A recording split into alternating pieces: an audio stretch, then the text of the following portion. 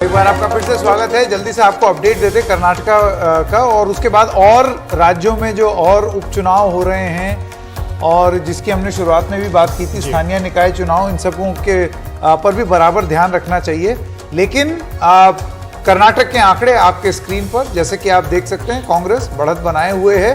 हालांकि बार बार और लगातार ये बात बतानी जरूरी है कि अभी प्रथम राउंड की काउंटिंग 104 सीटों पर चल रही है, 84 सीटों पर सेकेंड राउंड की काउंटिंग, 25 सीटों पर तीसरे राउंड की काउंटिंग और सिर्फ एक सीट पर अभी छठे राउंड की काउंटिंग शुरू हुई है। कुल मेरे ख्याल 13-14 राउंड है और भी ज्यादा अगर आप पोस्टल बैलेट में ला। लेकिन इसमें एक महत्वपूर्ण बात यह भी कि कांग्रेस एक बार भी पीछे नहीं हुई है। पीछे पोस्टल बैलेट से लेकर के ईवीएम की काउंटिंग तक हमेशा अभी तक जो रुझान आया है मार्क्स के पास रही है, ऊपर उसके आसपास 116 से 113 ऊपर ही है। बिल्कुल, ये कम सीटें ऊपर हैं। हाँ, घंटे भर से यही ट्रेंड देखने को मिल रहा है। 116 सीटों पर कांग्रेस और उनका जो गठबंधन दल है वो आगे हैं।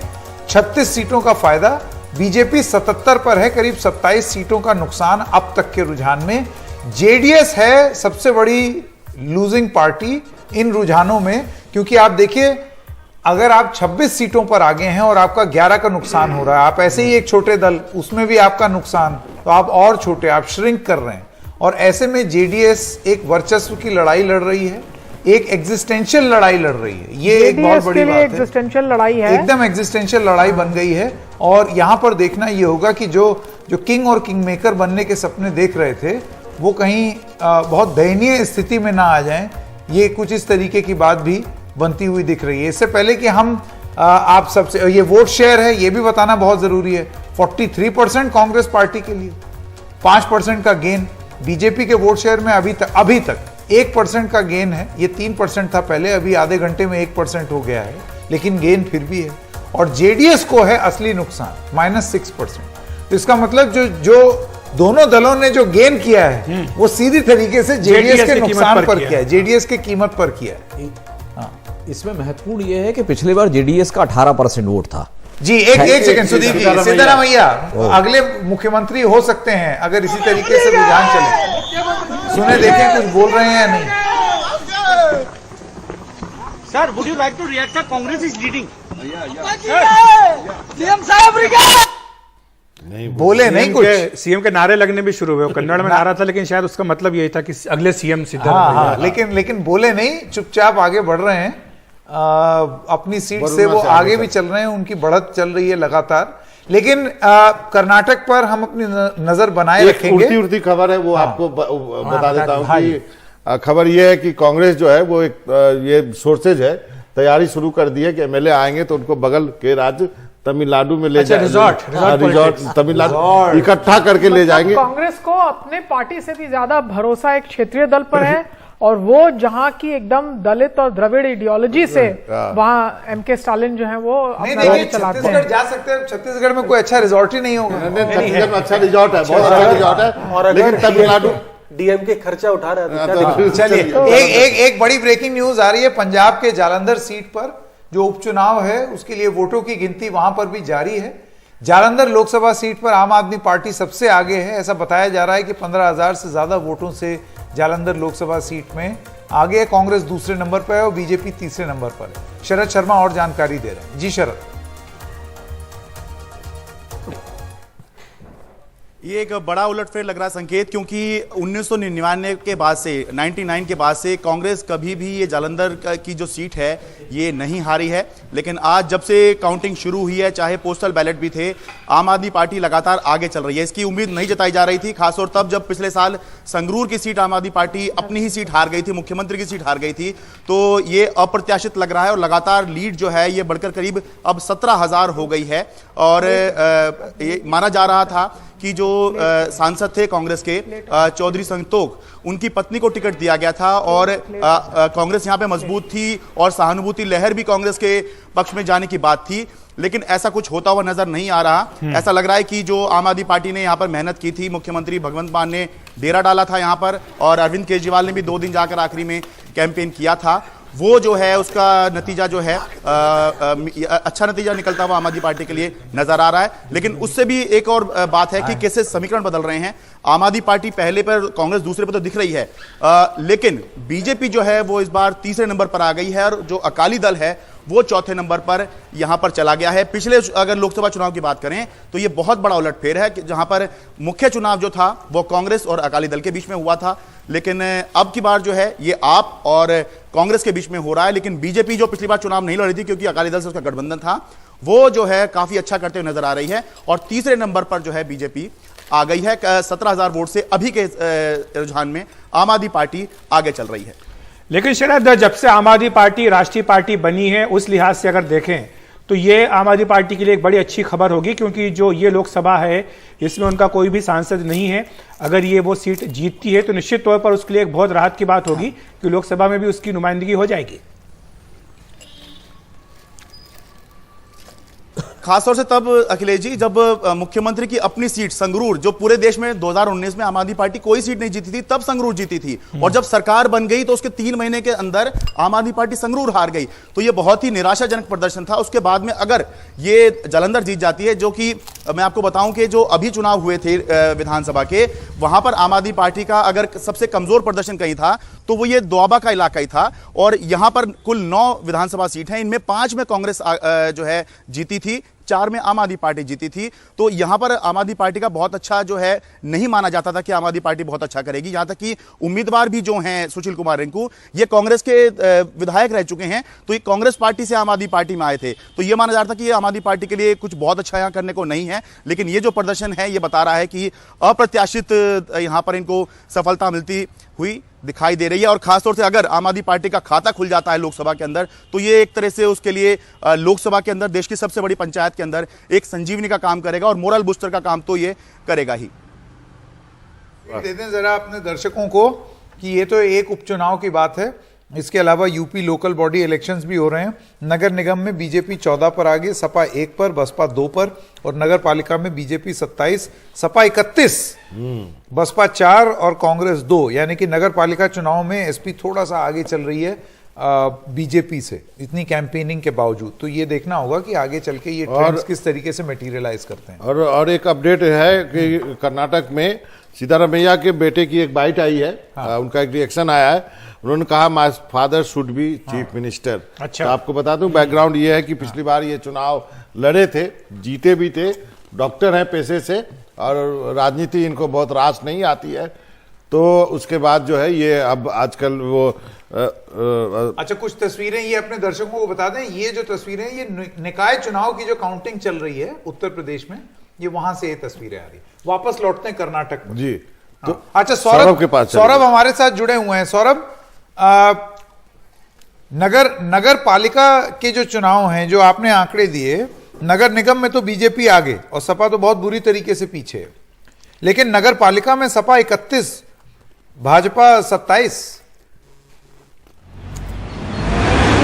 बिल्कुल, देखिए बिल्कुल नगर पालिका में कांटे की टक्कर है। नगर निगम में तो बिल्कुल साफ ही लग रहा है कि देखिए जो 17 सीटें हैं उसमें 14 सीटों पे बीजेपी बिल्कुल कड़ी बढ़त बनाए हुए हैं और ये निर्णायक भी होंगी। ये तो पक्का है कि 14 सीटें तो बीजेपी को आ ही रही हैं। जो सपा का गढ़ है, चाहे वो मैनपुरी हो, इटावा हो, कन्नौज हो, वहाँ पर भी बीजेपी आगे है। सहारनपुर में बीएसपी आगे है और सपा मेरठ में आगे है। मेरठ में अतुल प्रधान विधायक है, उनकी पत्नी नगर निगम को चुनाव लड़ रहे हैं। लेकिन नगर पालिका ज़्यादा लोकल है, वहाँ पर सपा अच्छा कर रही है, उसके जो कैंडिडेट्स हैं वो अच्छा करें, लेकिन वहाँ पर भी जो अंतर है वो 100-200 वोटों का ही है। काफ़ी कांटे की टक्कर चल रही है।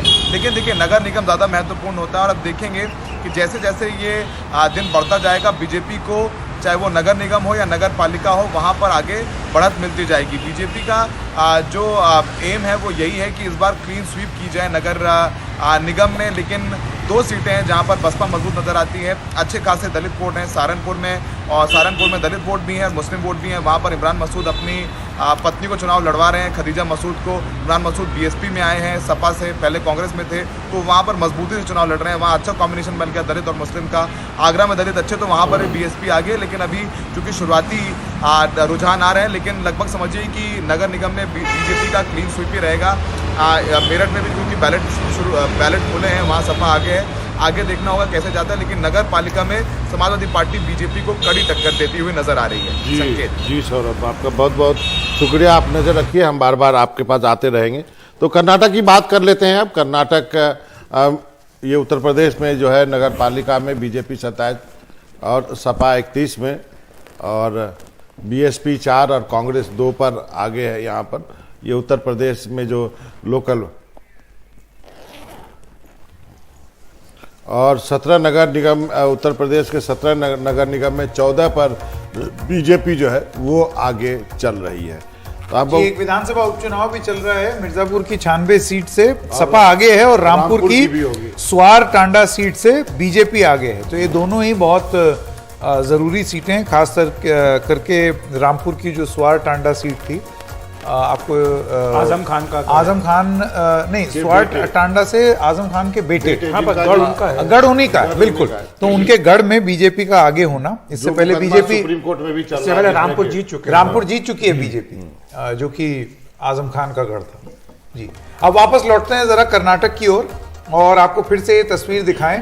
तो इस वक्त की जो अपने दर्शकों को हम बता दें, जो काउंटिंग हो रही है वो किस राउंड पर है। वो बता 91 सीट पर अभी प्रथम राउंड की ही काउंटिंग चल रही है। करीब 80 सीट पर दूसरे राउंड की काउंटिंग चल रही है। 33 सीटों पर तीसरे राउंड की काउंटिंग, 12 सीटों पर चौथे राउंड की, 5 सीटों पर पांचवें राउंड की और 2 सीटों पर छठे राउंड की।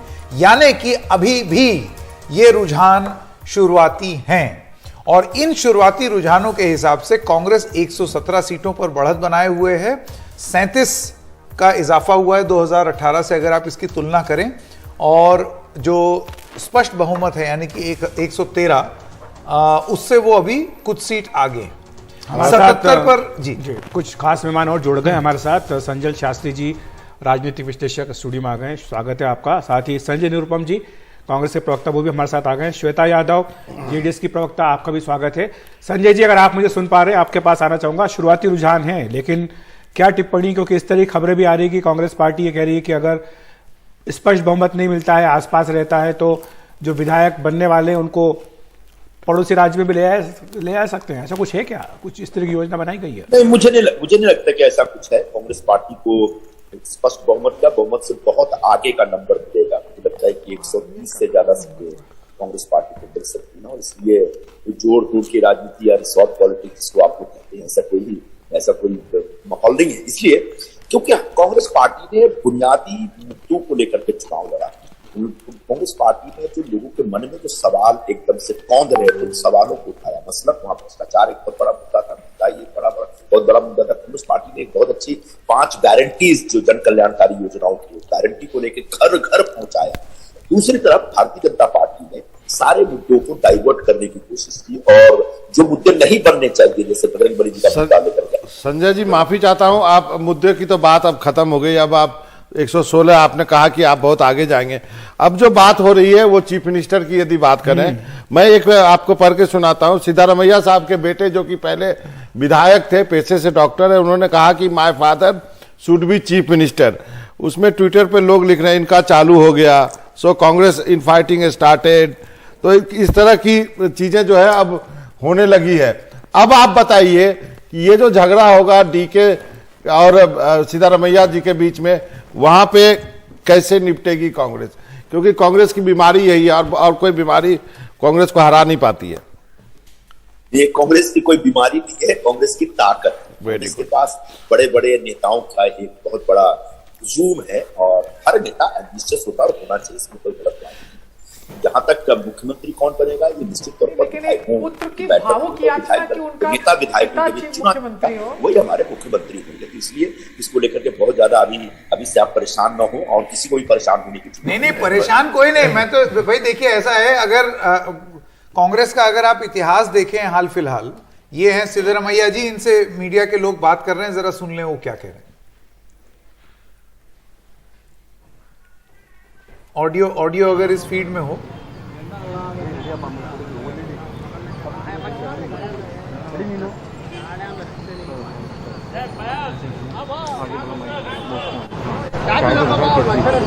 सर अपना सिर, सर हेड हेड। अरे अरे अरे उनको कुछ भी मत बोलो यार।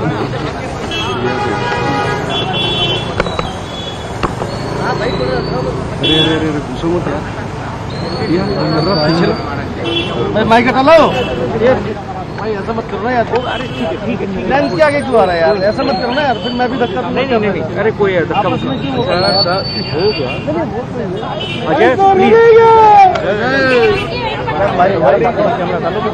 तो ये तस्वीरें थी, एक बार वो तस्वीरों को स्क्रीन पर जरूर दिखाएं कि सिद्धारमैया एनडीटीवी के ओपिनियन पोल में, अच्छा चाय पी रहे हैं गाड़ी में, वो गाड़ी में बैठ करके वो चाय पी रहे हैं, कॉफी पी रहे हैं। अब ये नहीं मालूम कि उसके कंटेंट्स क्या हैं, लेकिन कुछ तो पी रहे हैं। और फिल्टर कॉफी, हाँ संजय शास्त्री जी ने बताया फिल्टर कॉफी है ये।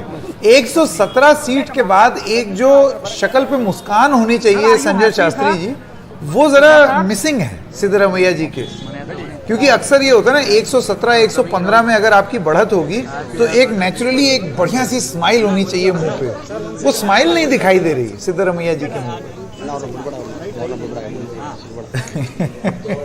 2018 में देखे तो बीजेपी भी बहुत बड़े सेलिब्रेशंस किए थे इसी वक्त। और जब काउंटिंग बढ़ता आगे गया तो वो लीड जो था 104 105 में नीचे आ गया। तो अभी तक वक्त अभी बाकी है, टाइम काउंट ज्यादा काउंटिंग होना है और फिर बाद में देखेंगे। तो वो एक परेशान हो, वो सिद्धरामैया जी को वो पर चिंता होगा कि अभी लीड तो बहुत स्लेंडर है, वो बड़ा मार्जिन में लीड नहीं है कि मेजॉरिटी भी हो सकता है, क्या 2-4 सीट नीचे भी हो सकता है। नहीं, लेकिन जो बुलवाना था वो उनके बेटे ने, यतीन ने बोल दिया है कि my father should be chief minister. तो बात तो पब्लिक हो गई। नहीं, ऐसा भी कुछ रहेगा कि अगर मान लीजिए कांग्रेस यहीं पर रहती है बहुमत के आंकड़े से 2 या 3 ज्यादा या कम, तो उसमें ये कह सकते हैं कि नहीं इसको कौन हैंडल ज्यादा अच्छे से कर सकता है इस सरकार को। सिद्धरामैया कर सकते हैं, राजस्थान में देखने को मिला था। अशोक गहलोत को इसलिए बनाया। एक चीज प्रदेश अध्यक्ष थे सचिन पायलट, कहा गया कि नहीं बड़ा ट्रिकी है, 100 ही सीट आए हैं और तो बड़ा एक्सपीरियंस आदमी चाहिए जो कि सबको हैंडल कर सके और इस तरह की सरकार को चला सके। अगर जेडीएस का हेल्प चाहिए कांग्रेस को, तो जेडीएस नहीं चाहेंगे कि सिद्धरामैया जी को बड़ा भाग मिलेगा, क्योंकि सिद्धरामैया जी भी पहले जेडीएस में थे और फिर कांग्रेस में आ गए, तो वो भी एक चिंता होगा उनके लिए कि संजय निरुपम के पास चल सकते। संजय निरुपम नहीं है, श्वेता जी के पास चल सकते हैं। जी जी जी, ये आपका यदि ये नंबर यहीं पे आसपास रहता है 114 115, तो क्या आप चाहेंगे कोई एक्सपीरियंस पॉलिटिशियन जो कोalition यदि जरूरत पड़ती है, कहीं से आदमी लाने हैं, 5 अन्य है निर्दलीय है उसमें, तो एक एक्सपीरियंस पॉलिटिशियन चाहिए आपको सिद्धारमैया की तरह? 2 बातें हैं मनोरंजन भाई इसमें। पहली बात तो यह है कि नंबर यहाँ पे नहीं रुकेगा, मैं गारंटी के साथ हूँ। और दूसरी बात, छठी गारंटी हो गई है। कौन 5 गारंटी वहां की थी, छठी हो गई। कौन मुख्यमंत्री बनेगा ये मैं और आप नहीं तय करेंगे, ये विधायक दल का नेता, और निश्चित तौर पर उसमें एआईसीसी की तरफ से ऑब्जर्वर जाएंगे जिनके पास कांग्रेस के शीर्ष नेतृत्व का एक संदेशा रहेगा और उस संदेश के आधार पर चर्चा होगी, सबकी राय ली जाएगी और उस राय के आधार पर एक फैसला लिया जाएगा। तो बहुत जल्दी है इस बारे में कुछ भी करना, और मुझे नहीं लगता कि इस बारे में सिर्फ एक अटकलों के ऊपर कुछ जवाब दिया जाए। अटकलों का जवाब अटकलों में ही हो सकता है, लेकिन जो कांग्रेस की परंपरा है, कांग्रेस की एक पद्धति है, कांग्रेस की एक प्रक्रिया है काम करने की, उसके हिसाब से पहले विधायक लोग बुलाए जाएंगे, उनके बैठते होंगे, उनके बैठने के बाद मैं तो केवल संजय जी, मैं केवल ये याद दिला रहा था कि राजस्थान में हुआ था ना कि अशोक गहलोत जी बड़े परिपक्व हैं, सीनियर हैं, अच्छे से कोalition हैंडल कर पाएंगे, तो उसी तरह कर्नाटक में भी हो जाए। और क्या सीनियर है? नहीं, पर कर्नाटक में दिक्कत ये है कि सीनियर कौन या परिपक्व कौन? क्या डीके शिव कुमार परिपक्व नहीं है? नहीं, ये भी तो एक बात है। जो बात संजय जी ने कही है बहुत महत्वपूर्ण है, इसलिए हमें श्वेता जी के पास चलना चाहिए। जनता दल सेकुलर की प्रवक्ता है। श्वेता जी, क्या ये बात सही है कि अगर इस तरह का बहुमत आंकड़े बनते हैं और जो कांग्रेस को बहुमत से दूर रहती है या बिल्कुल करीब रहती है या बिल्कुल थोड़े से अंतर से पार करती है, तो सिद्धरामैया जी का समर्थन जेडीएस नहीं करेगी क्योंकि वो जेडीएस से निकले हुए हैं और उनके साथ पटरी ठीक से बैठती नहीं है? नहीं सर, देखिए अभी चौथे पांचवें राउंड की काउंटिंग अभी तक खत्म हुआ है। अभी ये फाइनल थोड़ी है 117 है उनका नंबर मिल जाएगा, उनको बहुमत मिल जाएगा, ऐसा थोड़ी है। वो ऐसे आगे है, बस कंफर्म नहीं है सीट, इतना आ जाएंगे कंफर्म नहीं है। ये जो बीजेपी के नंबर्स ड्रॉप हो रहे हैं, जैसे कांग्रेस की भी हो सकती है, तो ये पांचवी राउंड चालू है इधर इलेक्शंस की बूथ में, तो इतना लड्डू फूट रहे हैं ना उनके मन में जो वो उतना जल्दी टुस भी हो जाएंगे। और एक और बात, सिद्धरामैया जी वो जेडीएस की प्रोडक्ट है, जो हमारा इंडस्ट्री से निकला हुआ प्रोडक्ट है, कांग्रेस में चमक रही है। हाँ, जो ये बीजेपी में भी बहुत सारे लीडर्स थे, वो हमारे इंडस्ट्री से निकले हुए प्रोडक्ट थे, सब वहां जाके सब सुख भोग सब क्या बोलते हैं अनुभव ले रहे हैं उनका। तो अभी ये फाइनल नहीं है रिजल्ट, अभी दोपहर तक पता चल जाएगा। अखिलेश का सवाल था, अखिलेश का जो सवाल था वो सीधा था, क्या आप प्रीफर करेंगे सिद्धारमैया साहब आप अपने यहाँ से निकले प्रोडक्ट को या कांग्रेस का ओरिजिनल प्रोडक्ट चलेगा आपको? सर देखिए, एक बार already we experienced the thing last time 2018 में जो हुआ, जो कांग्रेस के साथ अलायंस बना के तो जो हुआ है वो हमने एक्सपीरियंस किया है। इस बार देखते हैं सर, जनता का डिसीजन क्या है वो देख के हमारे जो वरिष्ठ है तो वो डिसाइड करेंगे सर फाइनली। मैं एक सवाल आपसे श्वेता जी पूछना चाहता हूं, यहाँ पर बहुत चर्चा हुई इस बात पर, और चर्चा ये हुई कि बजरंग दल के बैन की जब बात कांग्रेस पार्टी ने की तो वो इसलिए नहीं की कि वो बीजेपी को एक मुद्दा देना चाहते थे, वो इसलिए की कि कहीं जनता दल सेक्युलर जो है वो मुसलमानों में बढ़त ना बना ले, वो ये सेक्युलरिज्म वाला कार्ड खेल करके कहीं ऐसा ना हो कि वो सेंध मार दे, तो आपसे वोट खींचने का प्रयास। और अगर आप आपके लॉसेस और कांग्रेस के गेन देखें तो लगभग उतना ही है और वैसा ही होता हुआ दिख रहा है। देखिए सर, अभी ये जो कांग्रेस का जो चाल है ना, ये जनता को पता है। जो मुस्लिम वोट का जो एक्सपेक्टेशन उन्होंने रखी है ना, बजरंग दल बैन करके हमको मिल जाएगा, वो जरूर नहीं मिलने वाला है, क्योंकि बीजेपी वालों ने ऑलरेडी मुस्लिम का रिजर्वेशन छीन के मुस्लिमों को साइड कर दिया। तो वही टॉपिक उठाया, बस कांग्रेस वालों ने वही टॉपिक उठाया, बस उनसे लाभ लेने की कोशिश कर रहे थे, क्योंकि मुस्लिम लोग तो कब से कांग्रेस के साथ ही थे, तो उनको क्यों नहीं मिला अभी तक वो मुस्लिमों का साथ? अभी इस बार नहीं मिलने वाला सर, बस ये सब बोलने वाली बात है। बस संजय जी के पास चलेंगे। संजय जी, कांग्रेस ऑफिस में बजरंगबली को मिठाई खिलाई जा रही है, लड्डू, आप कुछ कहना चाहेंगे? कांग्रेस पार्टी के लिए मुद्दा बुनियादी विषय थे। भारत जोड़ो यात्रा याद रखिएगा, लगभग 550 किलोमीटर राहुल गांधी कर्नाटका में चले और जिन मुद्दों के ऊपर उन्होंने भारत जोड़ने का आह्वान किया था वही मुद्दे लेकर के हम उतरे थे।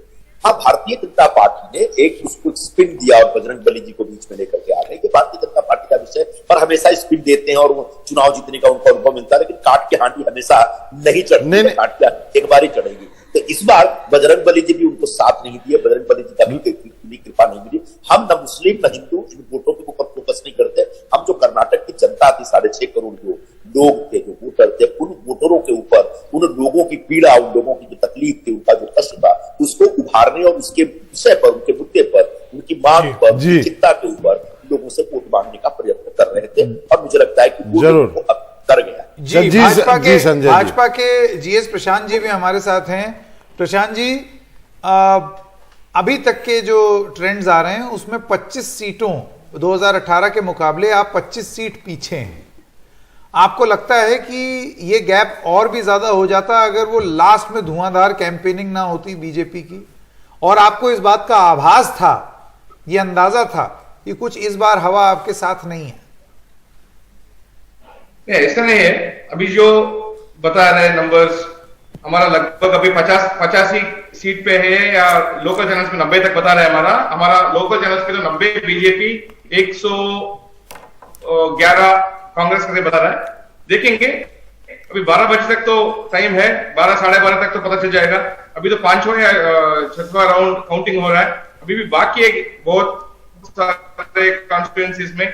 संकेत जी बता रहे थे कि 51 क्षेत्रों में पहला राउंड का काउंटिंग हो रहा था, क्योंकि अभी भी हमको यकीन है कि हम लगभग ज्यादा सीट लेके आएंगे करके। अभी जो 85 या 90 के आसपास है, 10-15 सीट और 100% ज्यादा आ जाएगा। यकीन भी है कि 110 तक भी आ सकते हैं, पर फिलहाल जो ट्रेंड्स दिख रहा है यही कंटिन्यू हुआ तो हम लगभग 100 सीट तक आ जाएंगे। यही ट्रेंड्स कंटिन्यू हुआ तो 12 साढ़े 12 बजे तक जो भी अप्स एंड डाउन हो रहे हैं, पर फिर भी हमको यकीन है कि जो भी 100 सीट तो 113 नहीं होती है।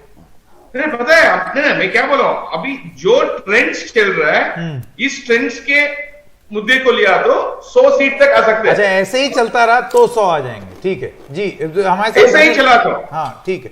अमिताभ, नहीं तो जो हमारा विश्वास है वो पूर्ण बहुमत आ जाएगा। ऐसे ही चला तो देखेंगे 12 बजे साढ़े 12 बजे तक तो देखना पड़ेगा। एक बहुत इंपॉर्टेंट चीज अगर आपने नोटिस करी, जेडीएस और कांग्रेस की कटुता। जेडीएस की स्पोक्स पर्सन कह रही हैं कि पहले हमारा एक्सपीरियंस 2018 का अच्छा नहीं रहा। दूसरा, कांग्रेस ने ये काम जो किया बजरंग दल का और पीएफआई बैन करने का, ये माइनॉरिटी वोटों को हासिल करने के लिए किया है और हमारे वोट बैंक को कम करने के लिए किया है। यानी और जो बीजेपी के स्पोक्स पर्सन कह रहे हैं कि हमारा 100 अगर आ जाए, यानी वो इंडिकेट कर रहे हैं एक हंग असेंबली सिचुएशन और क्लियर इंडिकेशन है जेडीएस और बीजेपी एक साथ आने का। अगर आप देखेंगे तो वो जो ग्राफिक था कि 6% का उसको नुकसान है जेडीएस को और 5% कांग्रेस गेन कर रही है, ये क्या बताता है? ये भी यही बता रहा है कि एक्चुअली जेडीएस जो कमजोर हो रहा है उसको कमजोर जो है कांग्रेस ने किया है वहां पे इस चुनाव में, और अन्य भी बीजेपी ने नहीं। ये इतना आसान नहीं है कहना। एक देखिए, जो एक नया नेतृत्व लिंगायत हम भाजपा के साथ कहते हैं, बार बार मैं बता रही हूं, बीजेपी ने जम के नए वोकल नेतृत्व में इन्वेस्ट किया है। और येदियुरप्पा को साइडलाइन करने का एक महत्वपूर्ण कारण यह भी था कि उनको दोनों समुदायों में अपने नेता चाहिए थे। आप अश्वत्थ नारायण, सीटी रवि, इन सब को आप देख लीजिए, ये सब बिल्कुल गढ़ में नेता हैं। और आज जेडीएस को एग्जिस्टेंशियल क्राइसिस जो होने वाली है, जो उनके घर का जिला है मांड्या में और हासन में, इन दोनों जगहों में उनको भाजपा से, तो इस तरह से आप देखिए कि कुमारस्वामी कुछ भी कहते रहे, लेकिन जो बड़े कद्दावर हैं ग्रैंड ओल्ड श्री देवेगौड़ा जी, वो बार बार भाजपा की जो चुनावी रणनीति है उस पर जमीन पर भी वो उसको अपोज करने की बात करते हैं। प्रधानमंत्री के लिए भी उन्होंने कहा कि मैं कद जो है प्रधानमंत्री की कुर्सी का उसको मैं रिस्पेक्ट करता हूं, लेकिन सीधे उन्होंने डायरेक्टली अटैक किया जो बीजेपी की स्ट्रैटेजीज अनफोल्ड हो रही थी उसको लेकर के। और कहीं ना कहीं प्रीतम गौड़ा अगर हासन की जो सीट है वो जीत जाते हैं तो आप देखिए रेवन्ना और कुमारस्वामी के बीच जो प्रतिस्पर्धा थी, जो कि आज देवगौड़ा ने दबाई है, कल वो सारे के सारे प्रश्न चिन्ह जो हैं वो सामने खड़े हो जाएंगे। तो कहीं ना कहीं आज ये कह देना कि देखिए, ये इससे इशारा ये मिलता है जेडीएस को एग्जिस्टेंशियल क्राइसिस भाजपा से है और उस बात को जेडीएस अब नजरअंदाज नहीं कर सकते। लेकिन संजय जी, एक मिनट, आप संजय जी के पास आना चाहूंगा। ये जो बात कही जा रही है, लगता है कि बीजेपी की उम्मीद इसी बात पे होगी कि त्रिशंकु विधानसभा बने, हंग असेंबली बने और किसी तरह से बाद में जेडीएस के साथ मिलकर सरकार बन जाए। बीजेपी की पहली जो उम्मीद थी, अभी जो उम्मीद है कि ये हंग असेंबली हो जाए और जेडीएस का हंग असेंबली होने के बाद कुछ भी हो सकता है। वो अभी थोड़ा it's too early to call, लेकिन हो सकता है कि जेडीएस 2004 में जेडीएस ने एक बार बीजेपी के साथ भी जुड़े थे और 18 में उन्होंने कांग्रेस के साथ भी जुड़े थे, तो यू कैन नॉट से कि किस तरफ जाएंगे।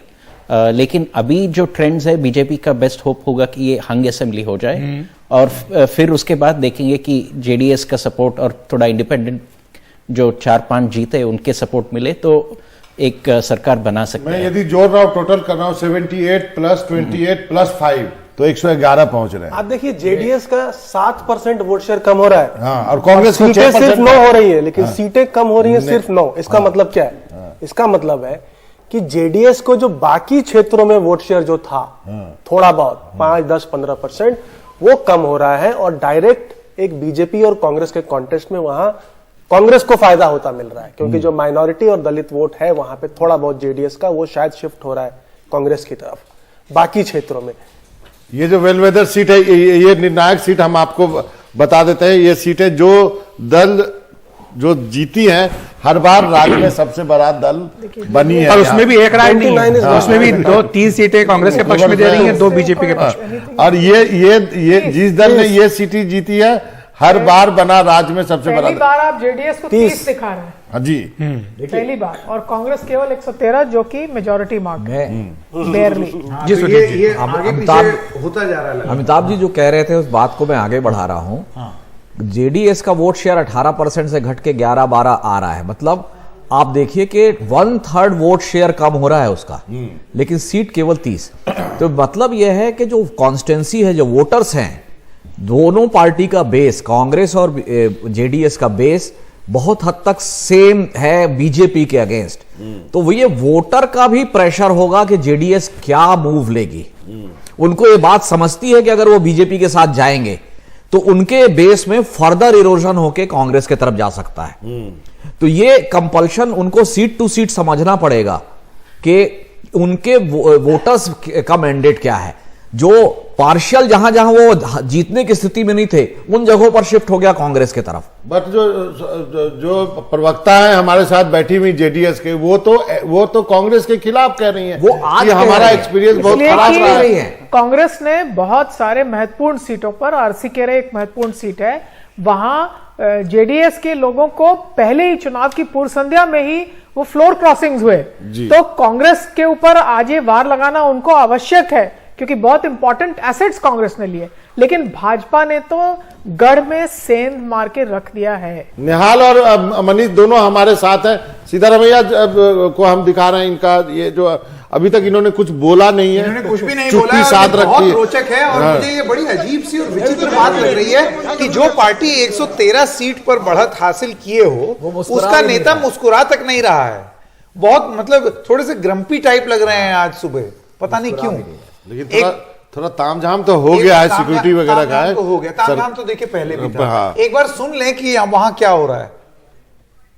तो ऑडियो नहीं आ रही है इसमें। निहाल और मनीष हमारे साथ जुड़े हुए हैं, एक एक करके आपसे बात जानने की कोशिश करते हैं। निहाल जी, पहले आपसे शुरू करते हैं।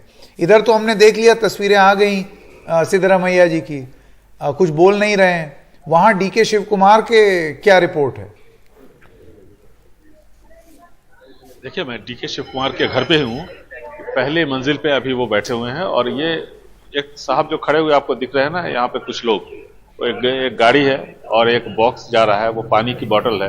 वहाँ कई सारे कांग्रेस के नेता आए हैं और वो डीके शिव कुमार वहाँ पर अब आएंगे थोड़ी देर में, उनके साथ वो बातचीत करेंगे। और मीडिया यहाँ पर काफ़ी बड़ी संख्या में मौजूद है। हम लोग चाहते थे कि डीके शिव कुमार अपनी प्रतिक्रिया दें, लेकिन जैसा कि सिद्धरामैया कुछ नहीं बोल रहे हैं, वैसे ही डीके शिव कुमार भी कुछ नहीं। चलिए निहाल, ये बता दीजिए इसलिए कि शायद इन लोगों की जेडीएस क्या करेगी यदि जरूरत पड़ती है उनकी, तो वो बीजेपी या कांग्रेस?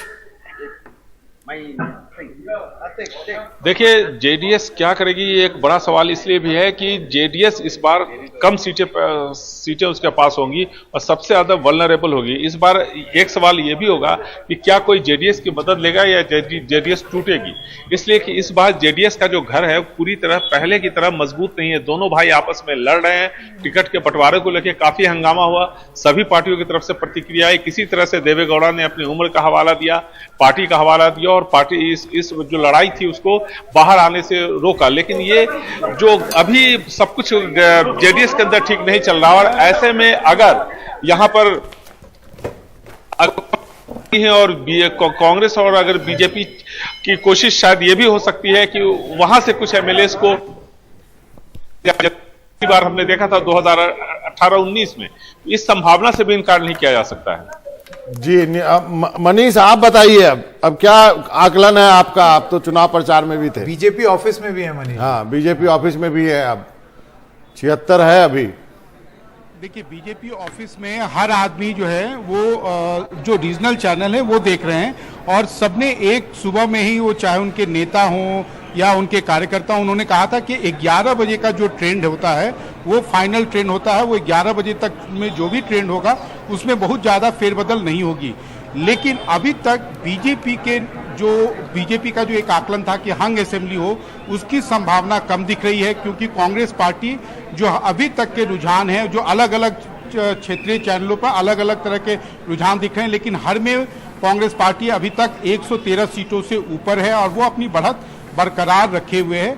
दूसरी बीजेपी को ये उम्मीद थी कि वो शायद सिंगल लार्जेस्ट पार्टी हो, लेकिन शायद वो भी उनका सपना अब तो वो कहीं से भी पूरा होता हुआ नहीं दिख रहा है। तीसरी की ये बहुत महत्वपूर्ण एक आंकड़ा मनीष आपको रोकूंगा, कम नजर आ रही है। एक बड़ा महत्वपूर्ण आंकड़ा आ रहा है, ये है कि जो अभी मार्जिन है उसमें 60 सीटें करीब ऐसी जिसमें कि 1000 का ही मार्जिन है, और दूसरा करीब 40 सीटें ऐसी जहां पर कि 500 से कम का मार्जिन है। तो यानी अभी भी तस्वीर जो है काफी बनती बिगड़ती दिख रही है, और तस्वीर साफ होने में भी लगता है काफी वक्त लगेगा। मनीष, अखिलेश निश्चित रूप से कर्नाटक विधानसभा में हर बार 58 सीटें ऐसी होती हैं जहां पर जीत और हार का जो फासला होता है वो 5000 वोट से कम का होता है। इस बार भी वैसा ही होगा। उन 58 सीटों पर पिछली बार 2018 के चुनाव में बीजेपी को अधिक सीटें मिली थी, लेकिन इस बार जो अगर आप देखें रुझान देखें तो रुझान में कांग्रेस पार्टी 30 से 40 सीटों पर जो है अपनी बढ़त, जैसे अभी मैं सामने देख रहा हूं 76 और 116 है, जो कि 40 सीटों का फासला है। तो जो आप कह सकते हैं नैरो मार्जिन की सीट्स होती हैं, वो एक तरह से जो ट्रेंड्स होता है सुबह का कम से कम 11 बजे तक का जो ट्रेंड होता है उसी को रिफ्लेक्ट करती है, उसमें बहुत ज्यादा फेरबदल नहीं होता। हाँ, लेकिन ये जो 58 सीटें हैं, अगर बीजेपी पिछली बार की तरह उस पर अपनी बढ़त बरकरार रखेगी तो निश्चित रूप से उसका जो सीटों की संख्या है वो कंफर्टेबल होगा। लेकिन जो अभी तक, जैसा मैंने पहले भी कहा था कि जो सिंगल लार्जेस्ट पार्टी है वो कांग्रेस ही है, जो बीजेपी है वो नंबर 2 की पार्टी है, और जेडीएस, अभी तक जेडीएस का नंबर जो है वो काफी फ्लक्चुएट कर रहा था। सुबह में लगा कि अब 30 पहुंच गया है जेडीएस का, अब 25 सीटों पर वो आगे जी, अब जेडीएस आगे है, जैसे कि ये मनीष जी भी बता रहे थे। लेकिन अभी सुदीप जी आप हम चाहेंगे कि वो ग्राफिक नैरो मार्जिन वाला ग्राफिक एक बार फिर से दिखाएंगे। ये एक बार दर्शकों को दिखा दें। 114 पर कांग्रेस की बढ़त, 75 पर बीजेपी। पहली बार सुबह से जब हम देख रहे हैं उसमें जेडीएस जो है वो 30 पर आ गई। सुदीप जी आपका रिस्पॉन्स। मैं ये कह रहा था चेन्नापट्टनम जहां से खुद कुमारस्वामी लड़ रहे हैं उस पर वो केवल 93 वोट से लीड कर रहे हैं, और सबसे महत्वपूर्ण यह है कि राइवल बीजेपी है, वैसे ही हासन में सेकंड बीजेपी है। तो मतलब जो जीती हुई सीट है ना, हाँ, तो सेकंड वाला तो अच्छा नहीं है ना। नहीं, मनीषा जी जो ये कह रही थी कि उस इलाके में ओल्ड मैसूर में बीजेपी ने भी पेनिट्रेट किया है, वो चीज दिखाई दे रही है। अब अगर बीजेपी भी उनके लिए थ्रेट है तो ये इंटरेस्टिंग होगा देखने में ये जेडीएस का फ्यूचर पॉलिटिकल कोर्स क्या होता है। देखिए, ये इसको नैरो मार्जिन ये यहाँ पर है तो वोटों का अंतर कम जरूर है, लेकिन आप अभी भी जान लीजिए कि अभी भी 42 ऐसी कॉन्स्टिट्यूएंसीज हैं जहां पर फर्स्ट राउंड की वोटिंग हो रही है। 86 ऐसी सीट्स हैं, 86 जहां पर सेकंड राउंड की अभी काउंटिंग ये चेक करना चाहिए क्योंकि 2.5 घंटे हो गए हैं। अमूमन एक राउंड में 1 घंटे से अधिक नहीं लगता है। नहीं, सीटें बहुत हैं। मैंने कर्नाटक से लोकली भी चेक किया है, चिकमंगलुरु के इलाके में माडिकेरे सीट में वो बेयरली थर्ड राउंड में घुसे हैं। तो ये बात सही है, हमारे जो रिपोर्टिंग है नंबर्स की बहुत ही विश्वसनीय है और स्लो पेस है। अब कारण क्या है ये मैं नहीं जानती, लेकिन कहीं भी ग्राउंड रिपोर्ट इससे बहुत अलग नहीं है। जो ये रिपोर्ट है मनीषा जी, उसमें आप ये समझिए कि 40, 50, 60 करीब 70% वोटिंग जो है वो दूसरे और चौथे राउंड के बीच में है। बहुत फिर तो 2 बजे तक क्लियर होगा। आप लोग को क्या लगता है ये 60, 80, 93 और 96 जो 126 ये सब जो है, क्या ये फेरबदल हो सकता है या आपको क्या लगता है कि ये रहेगा ऐसा? नहीं, बिल्कुल 60-80 का तो कोई बिसात ही नहीं है। जहां माडिकेरे सीट पे कांग्रेस आगे है वहां लगभग 4,500 मतों का, तो इन मतों पे आप कुछ भरोसा दिखा सकते हैं। चुनाव आयोग के भी आंकड़े आ गए हैं इसमें। 74 पर बीजेपी है, 112 पर कांग्रेस है, 3 पर इंडिपेंडेंट चल रहे हैं और 30 पर जनता दल सेक्युलर है। तो ये चुनाव आयोग के आंकड़े भी एक तरह से हमारा भी सही है। 1000 से कम की जितनी भी सीटें हैं वो पलट सकती है, उसमें बिल्कुल आप बने। अमिताभ जी, आपका विश्लेषण, ये जो क्लोज मार्जिन वाली सीट्स है इस पर आप क्या कहेंगे? देखिए, पिछली बार भी 60 सीटों पे 3000 या 5000 से कम की मार्जिन थी। 60 सीटों पे लाइक 1/4, 25% से ऊपर। और अभी तो काउंटिंग शुरू हुई है, ठीक है, अभी आप खुद ही कह रहे हैं सेकेंड राउंड थर्ड राउंड चल रही है सीटों पे, तो अमूमन इतना मार्जिन आएगा इसमें। मतलब अभी गेम बहुत बाकी है ऐसा लग रहा है अभी देख के, कि अभी कुछ भी कहना बहुत मुश्किल है, क्योंकि इलेक्शन कमीशन का वेबसाइट 112 दे रहा है कांग्रेस। जस्ट ऑपरेटिव गेम अभी बाकी है। गेम अभी बाकी है। और एक चीज जो ओल्ड मैसूर का था, कोई एग्जिट पोल्स में दिखाए थे कि बीजेपी का वोट शेयर 25%, 24% कुछ है, तो वो हो सकता है कि ये 3-वे कॉन्टेस्ट है, कि अभी बीजेपी भी अपने एडवांसेस किए हैं, it may not translate two seats, but जो रिजल्ट्स होगा वो इम्पैक्ट जरूर करेंगे। ये बात मनीषा जी कह रही है, सुबह से कह रही है कि जो है जेडीएस को खतरा बीजेपी से है, हालांकि उनकी प्रवक्ता कांग्रेस के खिलाफ। देखिए, जहां आपको बार्गेन करना है वहां पहले से आप ग्रैंड स्टैंडिंग करते हैं, तो मैं इन चीजों को बहुत समय से देखती हूँ, और खास करके बड़े नेता नहीं करेंगे, प्रवक्ता को वो खुलवा देंगे कहने के लिए। तो ये हवा पानी बनाने वाली बात है।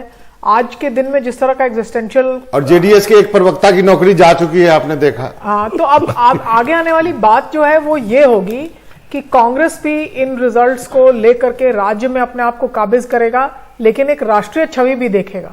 और जेडीएस के लिए 25-26 से ऊपर कितने भी सीट्स अगर इस चुनाव में आ जाते हैं तो जेडीएस कांग्रेस से बार्गेनिंग के पोजीशन में है, क्योंकि एचडी देवगौड़ा जी और नीतीश कुमार जी की बातचीत हुई है, ये सब कोई कहते हैं। उस बातचीत में ऐसा अनुमान किया जाता है कि देवगौड़ा साहब ने कहा कि वो पुराना जनता परिवार नहीं चाहते, लेकिन कुछ लोकसभा सीटें वो खुद लड़ना चाहते हैं। तो वो बार्गेनिंग का काउंटर कहां से होगा? वो कांग्रेस से और होगा। आपको बता दूं, लालू यादव ने भी देवगौड़ा जी को टेलीफोन किया था, हालांकि प्रधानमंत्री के बनने के लिए दोनों में लड़ाई हो गई थी और बंद कमरे में लड़ाई हो गई थी। लेकिन ये भी है कि लालू यादव ने भी कहा कि सब जो है विपक्षी दलों को उस एक साथ रहना चाहिए। एक बार जरा क्षेत्रीय रूप से क्या हो रहा है कर्नाटक में वो देखें तो ये बेंगलोर के आंकड़े हैं। संजय शास्त्री जी, अगर आप ये बता पाए, बीजेपी 16 पर बढ़त बनाए हुए है, ये 2018 के मुकाबले 6 ज्यादा है।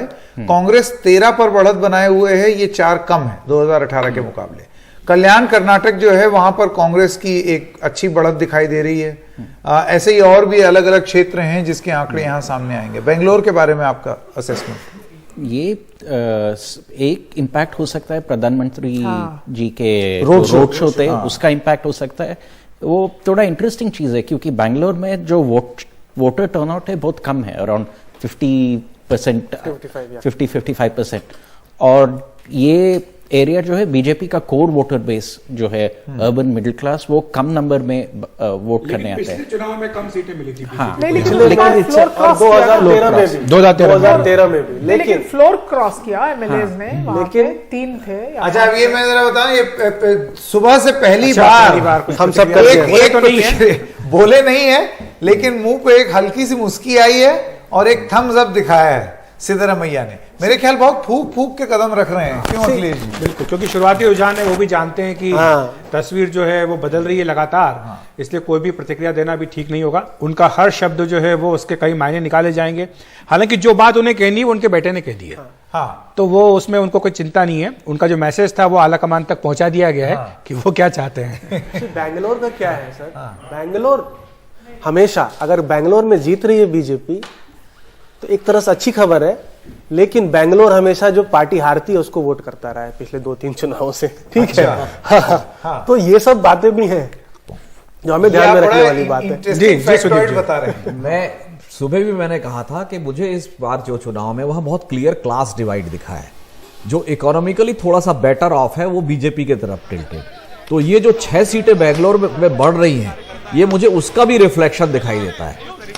अब आप अगर कित्तूर कर्नाटक, जो बॉम्बे कर्नाटक है, उसमें देखें तो 15 सीट का नुकसान है बीजेपी को। जो हैदराबाद कर्नाटक है, जो कल्याण कर्नाटक, वहां 5 सीटों का नुकसान है। साउथ में नुकसान है, इवन कोस्टल कर्नाटक में नुकसान हो रहा है, 4-5 सीटों का नुकसान कोस्टल। तो इसको अगर जुक्ता पोज करें आप 2024 के लिए, तो आपको क्या लग रहा है अमिताभ जी, किस तरह से जाएगा?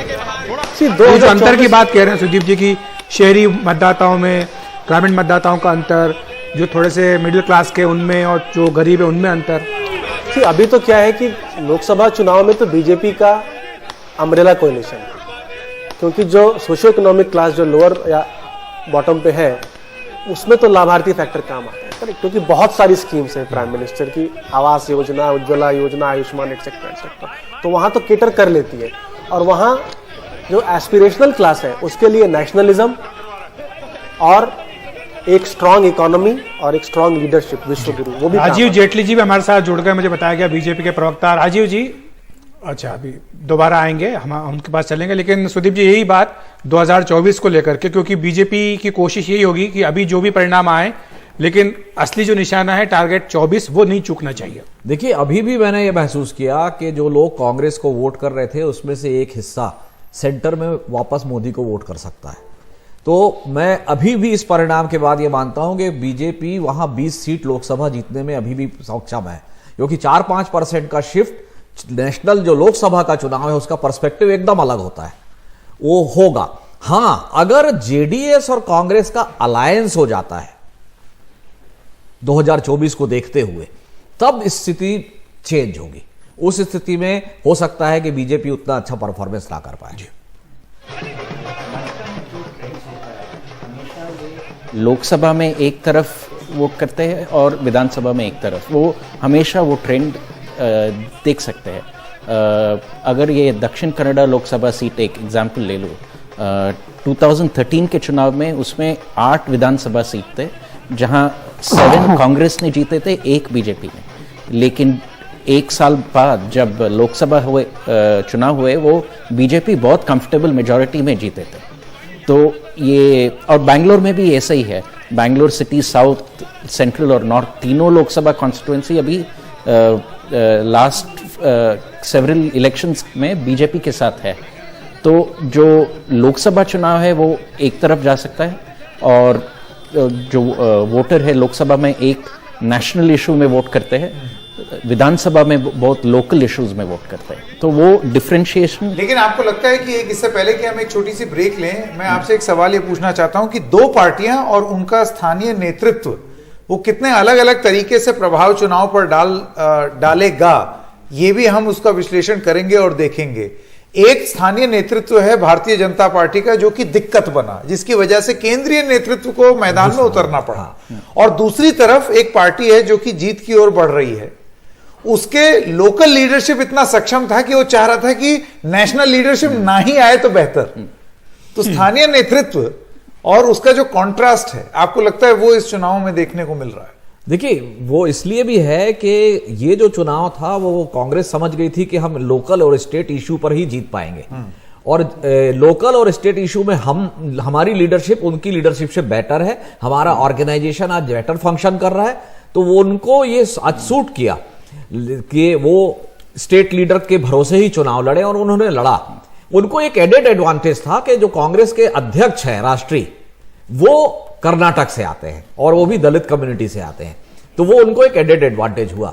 लेकिन जब आप लोकसभा चुनाव की बात करेंगे तो लोकसभा चुनाव में कांग्रेस के पास, माने आप माने चाहे ना माने, पूरे जितने भी सर्वे होंगे उसमें यह माना जाएगा कि मोदी के सामने विकल्प नहीं है। ये जो टीना फैक्टर करके बीजेपी चुनाव लड़ती है, उसको 2-4% का एक एडवांटेज है, और वो क्रूशल हो जाता है। तो आप देखो, छत्तीसगढ़ में 70 सीटें कांग्रेस ने जीती 90 में से, बीजेपी केवल 15 जीती। लेकिन लोकसभा में 11 में से 9 4 महीने बाद हुआ। सही बात। 11 में से 9 बीजेपी जीत के आई, और जो मार्जिन है 4-4 लाख का मार्जिन आया। तो आप सोच भी नहीं सकते, मध्य प्रदेश में 2018 में 115 सीट कांग्रेस जीती, आधी सीटें, लेकिन लोकसभा में सिंधिया तक हार गए। 28 सीट बीजेपी की आई 29 में से। बिल्कुल बिल्कुल। तो एकदम पर्सपेक्टिव अलग है। तो नेशनल चुनाव बीजेपी की स्ट्रेंथ, इसीलिए वो नेशनलाइज कर देते हैं चुनाव को, ताकि वो आप अपने स्ट्रॉन्ग फुटिंग पे खेले। लेकिन दोनों ही पार्टियों के स्थानीय नेतृत्व ने, एक चाहता था कि मेरा सेंट्रल लीडरशिप आए, बचाए, हाँ, और दूसरी पार्टी चाहती थी कि मेरा सेंट्रल लीडरशिप ना आए, जो वो दिल्ली में ही रहे। जो भी सरकार काम नहीं करेगी, उसको इशू फेस करना ही पड़ता है लोकल चुनाव में। आप नेशनल लीडरशिप को लेके आए कि नहीं, स्थानीय मुद्दे ही रहे, वो लोकल के लिए वोकल रहे। लोकल के लिए वोकल। अगर प्रियंका आई और अगर राहुल भी आए तो उन्होंने वहीं के मुद्दों की बात की। तो वो नेशनल लीडर भी वहां पे लोकल बात ही करते हैं। यही मॉडल चाहते थे कि लीडरशिप आए और लोकल बातें करें। छोटी सी ब्रेक लेते हैं, उसके बाद फिर वापस लौटते हैं और ये विश्लेषण जारी रखेंगे।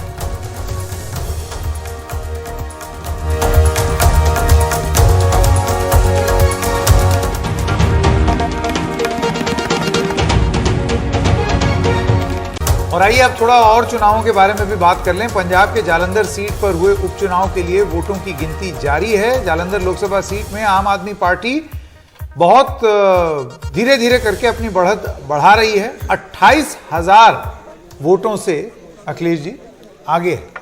जी हाँ, और वहां पर कांग्रेस दूसरे नंबर पर है जबकि बीजेपी तीसरे नंबर पर है। 50% से अधिक वोटों की गिनती जालंधर लोकसभा उपचुनाव के लिए हो चुकी है। आम आदमी पार्टी के लिए ये बहुत जरूरी कि ये सीट जीते, क्योंकि पिछले साल संगरूर का चुनाव जब वो हारे तो उसके बाद से आम आदमी पार्टी का इस समय लोकसभा में कोई भी प्रतिनिधि नहीं है। तो इस लिहाज से आम आदमी पार्टी जो कि राष्ट्रीय पार्टी हो चुकी है, उसके लिए जरूरी है कि लोकसभा में उसका कम से कम एक सांसद तो हो। और यूपी में भी जो है उपचुनाव हो रहे हैं, 2 जगह उपचुनाव है, वोटों की गिनती का काम जारी है। विधानसभा के उपचुनाव है ये, रामपुर के स्वार और मिर्जापुर की 96 विधानसभा सीट पर नतीजे आएंगे। रामपुर की स्वार सीट पर बीजेपी के उम्मीदवार आगे हैं, तो मिर्जापुर की 96 सीट पर सपा के। जी, और आपको ये बता दें कि ये जो रामपुर की स्वार टांडा सीट है, ये दरअसल समाजवादी पार्टी का गढ़ था। और यहाँ पर ना तो अब रामपुर में सांसद सपा का है और ना ही स्वार टांडा से विधायक। अभी देखना होगा कि फाइनल नतीजा क्या होगा, लेकिन शुरुआती रुझान कुछ ऐसा बता रहे हैं कि थोड़ा एडवांटेज बीजेपी है। लेकिन इसी के साथ यूपी में नगर निकाय के चुनाव के वोटों की गिनती भी जारी है। 17 नगर निगम, 199 नगर पालिका, 544 नगर पंचायतों पर भी गिनती जारी है। फिलहाल 17 नगर निगम में बीजेपी 14 में आगे है, सपा 1 पर आगे है और बसपा 2 सीट पर आगे है, जबकि नगर पालिका में बीजेपी 27, सपा 31, बसपा 4, कांग्रेस 2 सीटों पर आगे। और जो अगला लोकसभा चुनाव है उससे पहले बीजेपी के लिए, समाजवादी पार्टी के लिए, बीएसपी, सबके लिए अपनी अपनी जमीन मजबूत करने का एक बड़ा मौका है ये स्थानीय निकाय के चुनाव। और इसमें हमने देखा है कि मुख्यमंत्री योगी आदित्यनाथ ने भी जमकर प्रचार इस स्थानीय निकाय के चुनाव के लिए किया है।